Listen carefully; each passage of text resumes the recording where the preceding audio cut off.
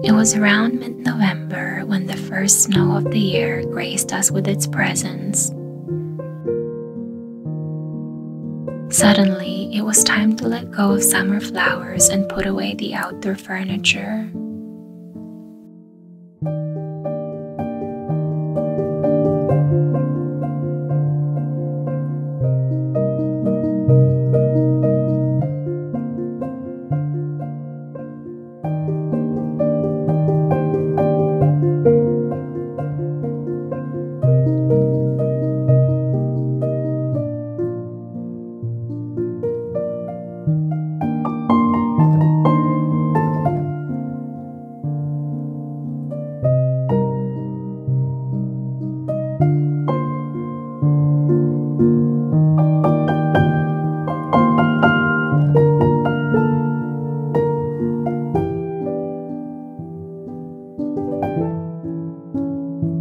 The snow would come and go several times before Christmas, but when it came, it blanketed the world in white, and when it was gone, the winter frost, at least in my eyes, would take center stage.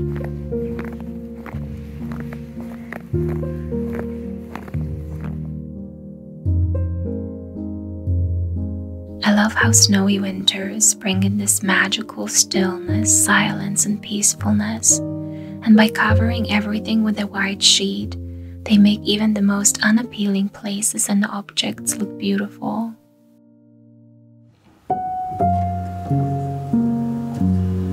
And when the snow is gone, but the cold temperatures come back, you need to look a little more closely to find the magic. But it's still there, in the frosty paintings over each leaf, each blade of grass, every little stick.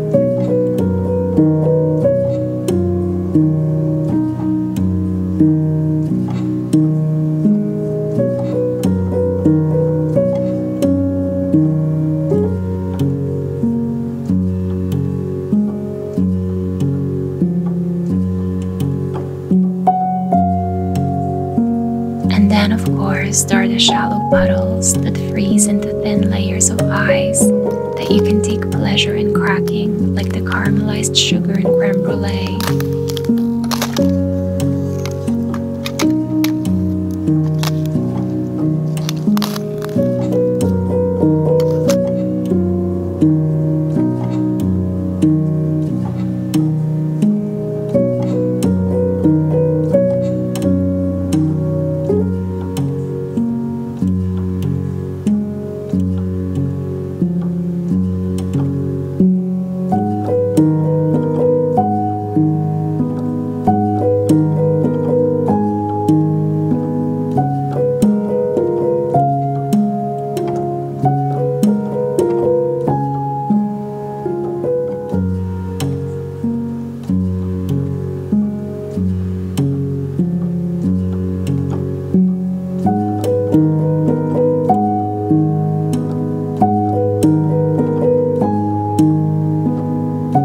When the snow isn't there, the temperatures aren't cold enough to conjure icy wonders, and the days feel mostly gloomy and desaturated. I look for life within the gray.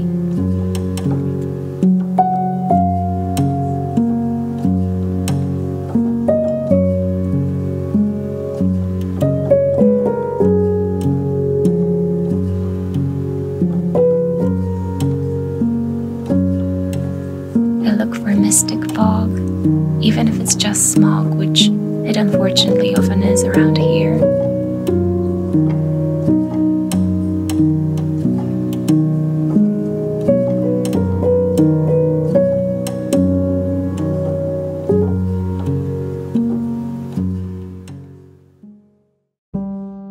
And most of all, I look for light wherever possible.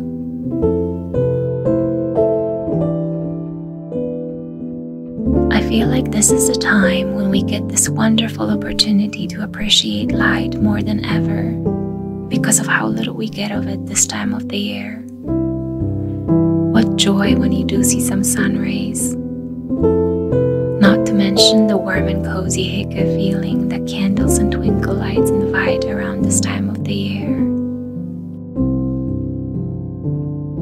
I make it a point to find those little wonders as often as I can, especially when winters don't look picture perfect and as snowy as the children within us would love them to be.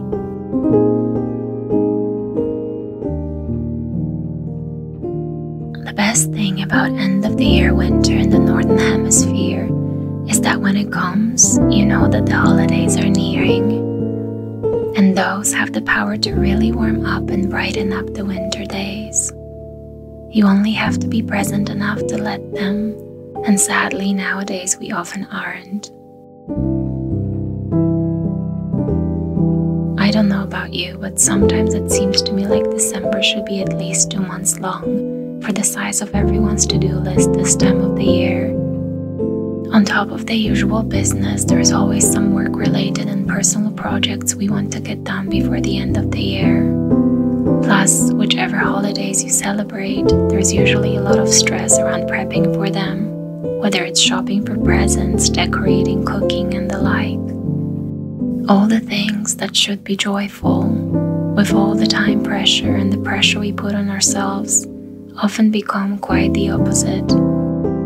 When I was a kid, I remember very clearly how the Christmas time stress of the adults around me would take away the joy this time of the year is meant to bring.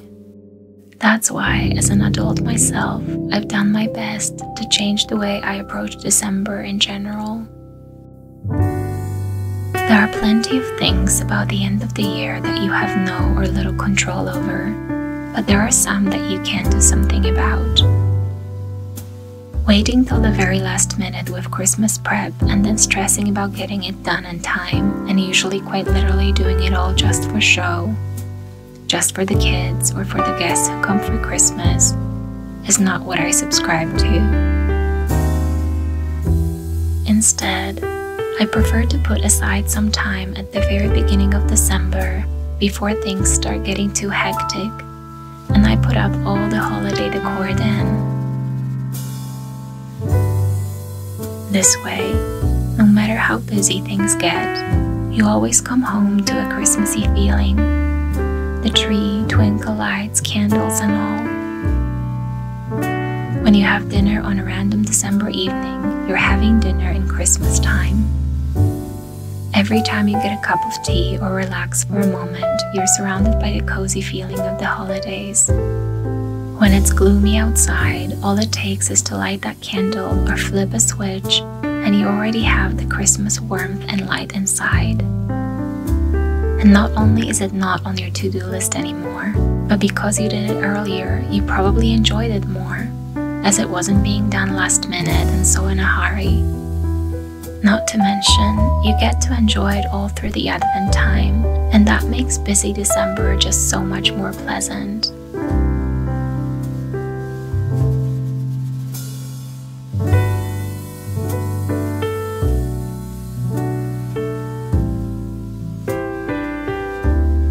Mind you, this isn't about going all out with the decor, just whatever you like and normally do, whatever makes you happy and makes your space feel festive.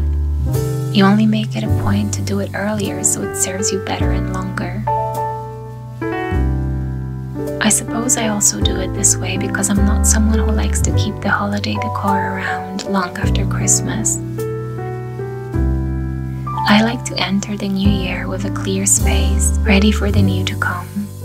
So I usually put it all away at the very beginning of January because I personally find that otherwise it starts to weigh you down and doesn't allow for that lovely springing into the new year that sets the tone for the next few weeks, if not months, at least for me.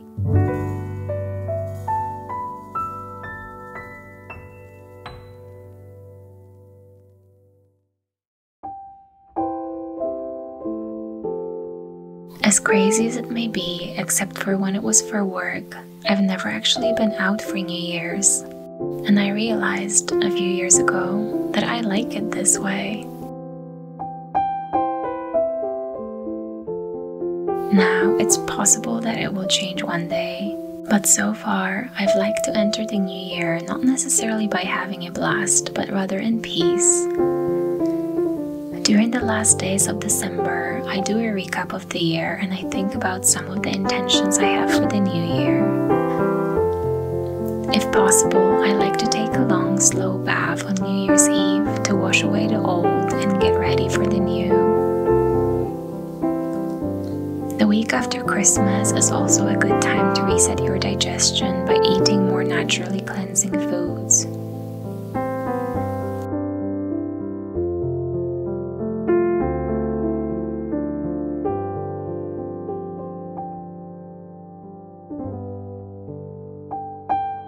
On New Year's, I usually also do some journaling, and over the last few years, I actually have gone to bed earlier in order to wake up as early as I can. Not because I'm a morning person, but because I just love taking an early morning walk on January 1st. I really enjoy this surreal feeling of being up when the world is fast asleep, at the time it usually isn't. The quiet rebel in me thrives in such scenarios. I love getting to get up on January 1st with no headache or grogginess, but refreshed and rested instead. Rather than feeling weighed down, I prefer to freely flow with the starting kind of energy that everyone around seems to emit at the very beginning of January. I feel like I can ride it a little bit as long as I do it on my own terms and I'm energetically assertive enough to not let it drain me. I do have to admit though that I don't always get everything about my New Year rituals perfectly, and that's okay. I feel like it's all in the mind, really. The New Year is only the beginning of a new chapter because we say it is. Technically speaking, every single day can be viewed as the new year from that day last year. It's us who decided it'd be between December and January. But that new energy can be found in similar ways on your birthday, at the beginning of each season, each month, each lunar cycle, each menstrual cycle even, each week, and of course, each day.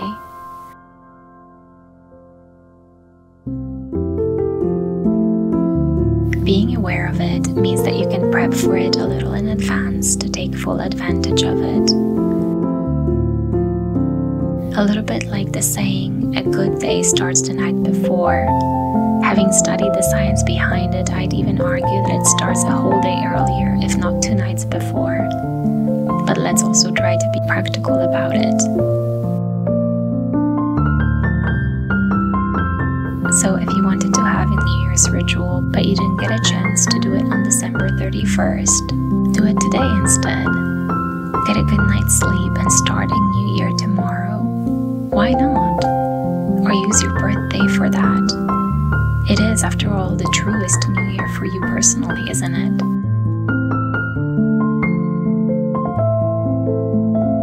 These starting rituals can be done anytime, really, because it's all about how we perceive it and what we decide to give power to. But it's always a little more flowy if you can align it with the beginning of any natural cycle.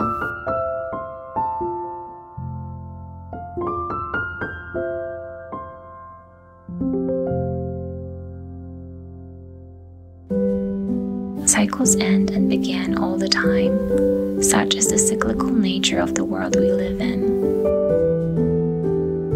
So if you want, just take your pick and tap into the energy of that cycle to help you flow better and reset a little bit if that's what you're looking for.